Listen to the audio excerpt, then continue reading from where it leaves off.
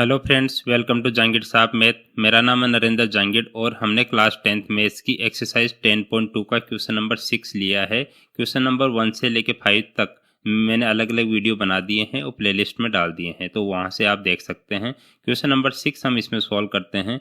The length of a tangent from a point A at a distance 5 centimetre from the centre of the circle is 4 centimetre. Find the radius of the circle. हमें कोई diagram given नहीं है, ठीक है, तो diagram हमें बनाना पड़ेगा। तो अगर सर्किल का क्वेश्चन है तो सबसे पहले एक सर्किल बना लो, ठीक है। ये सर्किल बना लिया और ये इसका सेंटर हो गया। सेंटर में ओ मान लेता हूँ, ठीक है। अब इसकी लैंग्वेज पढ़ो आप। The length of a tangent, tangent की बात हो रही है तो एक टेंजेंट हमें ड्रॉ करनी पड़ेगी। तो मैंने एक टेंजेंट यहाँ ड्रॉ कर ली, ये वाली टेंजेंट। टेंजेंट क्या होती है? एक एक्सटर्नल पॉइंट से आप एक जो सर्कमफेरेंस को टच करते हुए जाए, सर्किल की सर्कमफेरेंस को, ये एक लाइन आप बना दो तो ये इसकी टेंजेंट हो गई। अब पूछा है, बोला है the tangent from a point A at a distance 5 centimetre from the centre of the circle, ठीक है। ये जो पॉइंट है, जो एक्सटर्नल पॉइंट है, वो सेंटर ऑफ द सर्किल से कितना है? 5 सेंटीमीटर है। तो ये पॉइंट क्या दे रखा है हमें? पॉइंट ए गिवन है, ठीक है। Point A at a distance 5 centimetre from the centre of the circle है ना।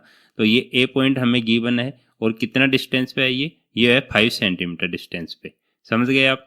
इसके अलावा क्या दे रखा है? The length of the tangent is 4 centimetre, ठीक है। लेंथ ऑफ द टेंजेंट, ये अंदर वाली लैंग्वेज हमने पढ़ ली और इसको डिनोट भी कर दिया यहाँ पे। अब जो फर्स्ट वाली है, length of the tangent is 4 centimetre, last में आ जाओ 4 सेंटीमीटर। तो लेंथ ऑफ द टेंजेंट क्या है? ऐसे लेके ये जो टेंजेंट हमने ड्रॉ की है, मान लो ये बी पॉइंट है, ये डिस्टेंस कितनी है? 4 सेंटीमीटर। हमें पूछा है find the radius of the circle. Radius क्या होगी? ओ बी, ये रेडियस हो जाएगी, ये हमसे पूछा है, ठीक है। तो ये काफ़ी इजी क्वेश्चन है। इसमें आपको ध्यान ये रखना है कि दो साइड हमें गिवन है, तीसरी साइड हमें पता करनी है ट्रायंगल की। अब एक थ्योरम हमने पढ़ी थी, फ्रॉम थ्योरम 10.1। 10.1 क्या बोलती है कि अगर कोई टेंजेंट है और जो सर्किल की रेडियस है वो एक दूसरे की क्या होती है? परपेंडिकुलर होती है। तो यहाँ लिख सकता हूँ कि ओ बी जो है, O B is perpendicular to A B है।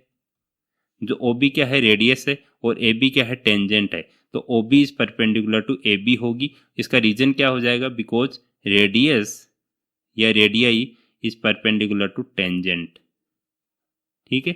ये टेंजेंट के परपेंडिकुलर होती है फ्रॉम थ्योरम 10.1, है ना। अब ये हमारे पास एक रिलेशन मिल गया कि जो भी ये ट्रायंगल है वो राइट एंगल ट्रायंगल है। मीन्स ये 90 डिग्री का है, तो राइट एंगल ट्रायंगल बन गया हमारा। राइट एंगल ट्रायंगल में पाइथागोरस थ्योरम लगा सकते हैं। तो यहाँ लिखेंगे in triangle O A B, O B A बोलो या ओ ए बी बोलो, है ना। तो ओ, ये जो 90 डिग्री का है वो बीच में आ जाना चाहिए एंगल, तो इसको मैं ओ बी ए लिखूंगा, है ना। तो यहाँ लिख देंगे ओ बी ए।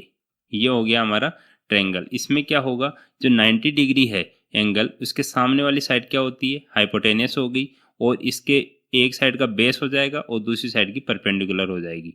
तो पाइथागोरस थ्योरम क्या बोलती है? यहाँ लिखेंगे in triangle O B A using Pythagoras theorem.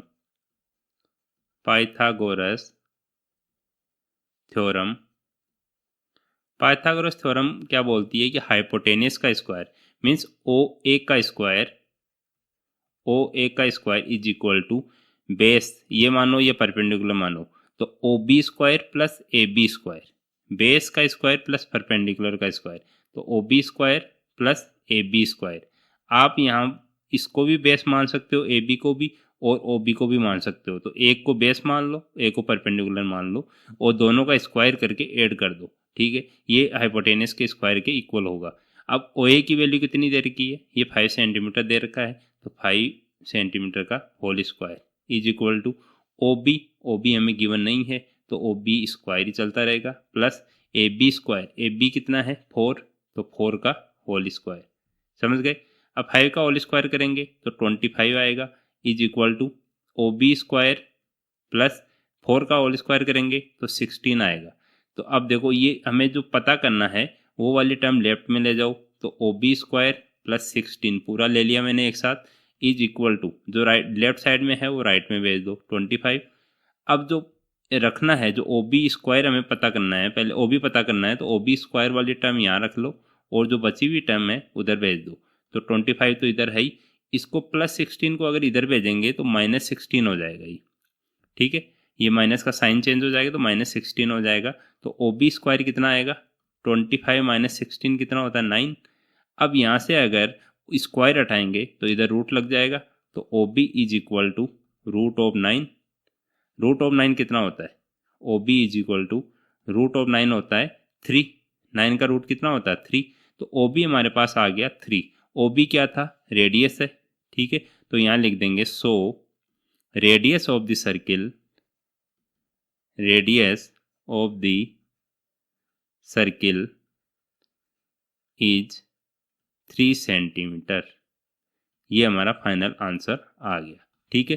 तो ये काफ़ी इजी है, इसमें पता ये रखना है आपको कि ये क्वेश्चन की जो लैंग्वेज दे रखी है उसको आराम से पढ़ के, जो इसमें 5 सेंटीमीटर 4 सेंटीमीटर जो साइड दी है वो डिनोट करके दिखानी है। उसके बाद एक थ्योरम यूज में लेनी है और पाइथागोरस थ्योरम लगानी है बाद में, और ये जो रेडियस है ये पता कर लेनी है इसमें। तो 3 सेंटीमीटर आ गया, ये फाइनल आंसर हो गया इसका। होप आपको समझ आ रहा होगा। अगर समझ आ रहा है तो चैनल को सब्सक्राइब कर लीजिए, और 10th के जो भी चैप्टर्स है चैप्टर वाइज मैंने वीडियो डाल रखे हैं और हर क्वेश्चन का सॉल्यूशन करवाया है इजी लैंग्वेज में, और आगे भी ऐसे ही PYQ और इम्पोर्टेंट क्वेश्चंस में लाता रहूँगा। तो चैनल को सब्सक्राइब कर लीजिए। Thank you.